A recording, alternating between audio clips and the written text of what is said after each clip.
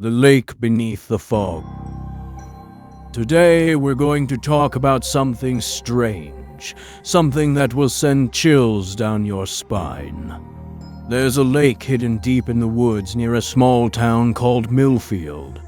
It seems calm, quiet and harmless, just another body of water.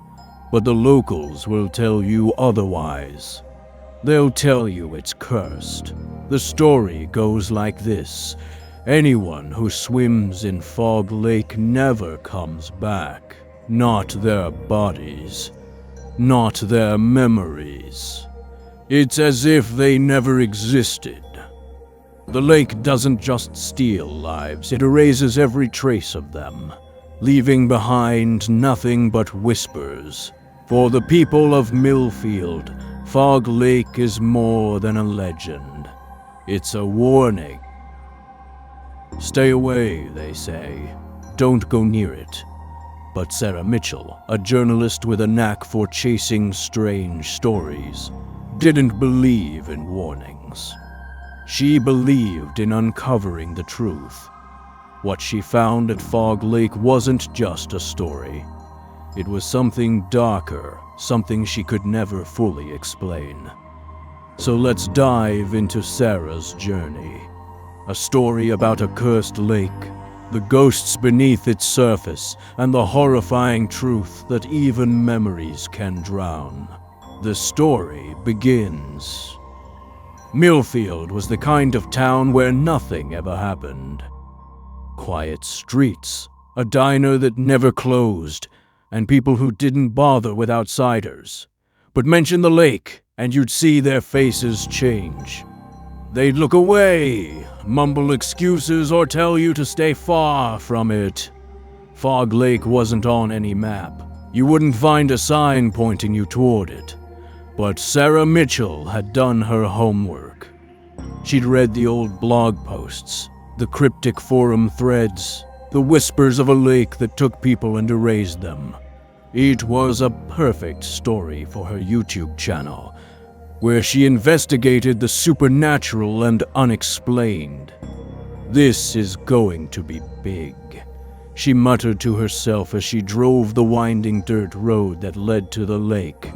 Her car jolted over the uneven path, the trees closing in on either side.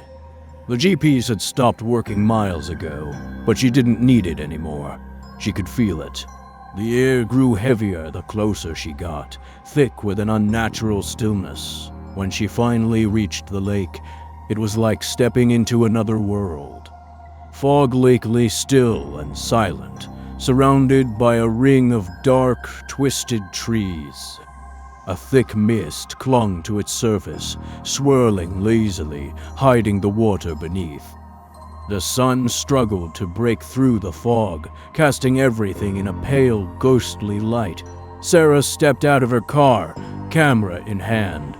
Her boots crunched against the gravel as she approached the shore. The air was cold, colder than it should have been for late spring, and a strange unease settled in her chest. "All right," she whispered, setting up her camera. "Let's do this."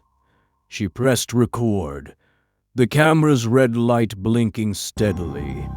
"Hey guys, it's Sarah here.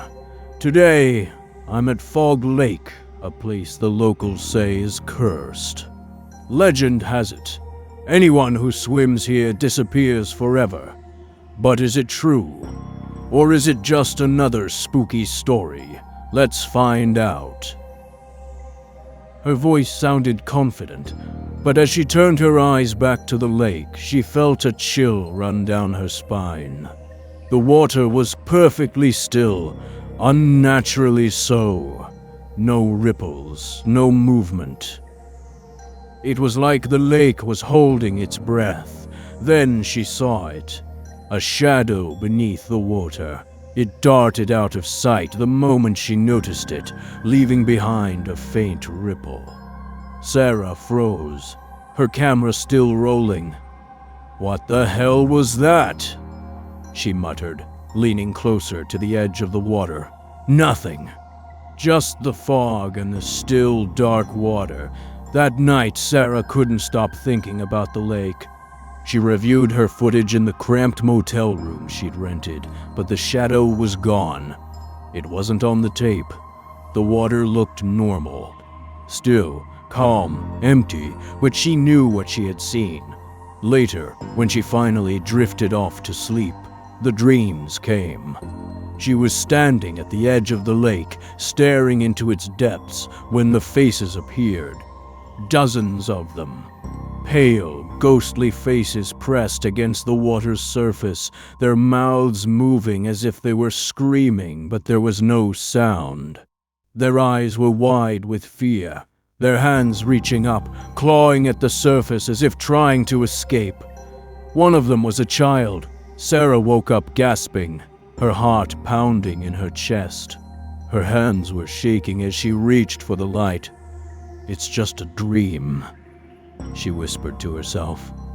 Just a dream, but it didn't feel like one. The next day, she returned to the lake. The fog was thicker this time, wrapping around her like a shroud. She crouched by the water's edge, staring into the dark depths. The air was so still it felt wrong, like the world had stopped moving.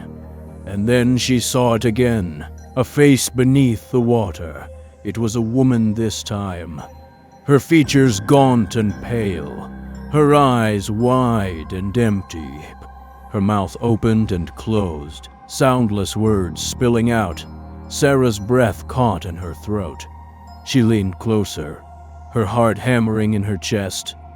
"Help me," the woman mouthed. Sarah stumbled back, nearly dropping her camera. When she looked again, the face was gone. "What the hell is happening here?" she whispered. Days passed, and Sarah's obsession with the lake deepened. She spent hours researching the town's history, digging up old newspaper articles and missing persons reports.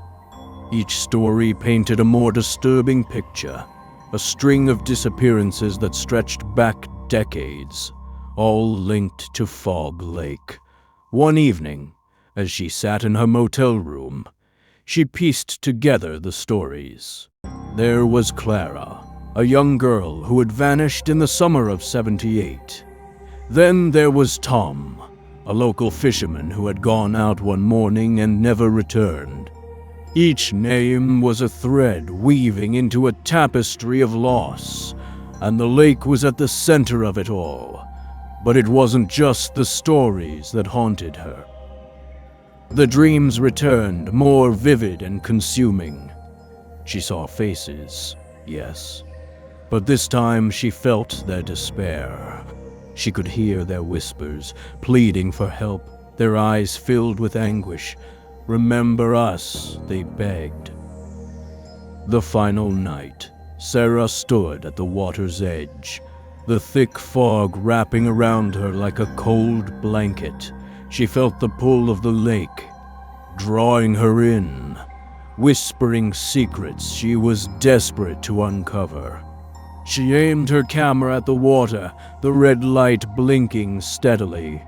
"I know you're here," she called out, her voice steady, but her heart racing. "What do you want from me?" The water rippled, a wave of movement breaking the stillness. She gasped as a hand broke the surface, pale and skeletal, reaching toward her. "Help us!" A chorus of voices cried, echoing in her mind. She stepped back, panic soaring through her veins. But even as she fought the urge to turn and run, she felt compelled to step closer. "Who are you?" she shouted, her voice trembling. "What happened to you?" As if in response, the fog thickened, wrapping around her, and the faces emerged once more, dozens of them, all desperately reaching out. "Their eyes," Faye cried. "We are lost." Sarah's heart raced. The realization hit her like a punch to the gut. The lake didn't just steal lives. It stole memories. It consumed everything about those who dared to enter its depths. In a moment of clarity, Sarah understood that the lake was alive, a dark entity that thrived on despair. It wanted her to forget to join its collection of lost souls. "No," she screamed, shaking her head as she backed away. "I won't forget. I won't let you take me." The water surged, angry and powerful, lashing against the shore. She turned and ran, her heart pounding in her chest. The fog swirled around her, clawing at her, but she pushed through, sprinting toward her car. As she reached the vehicle, she glanced back at the lake, breathless and terrified. The faces had faded, but their cries echoed in her mind. "Remember us." Sarah never returned to Fog Lake. When she uploaded her footage, it was different. The faces weren't there. The hands weren't there. The lake looked empty. Normal. Her viewers called it fake, a hoax. But Sarah knew the truth. She could still hear the whispers sometimes late at night. And when she looked in the mirror, she thought she saw a shadow behind her, an outline of a face, watching. "Hey guys," she said in her next video, her voice shaking. "If you liked this story, don't forget to like and subscribe, and whatever you do, stay away from Fog Lake." But deep down, Sarah knew the lake was still there, waiting, watching. And she wondered how long it would be before the whispers became too loud to ignore, before the fog rolled in again, beckoning her back to the place where memories drowned and souls were lost forever.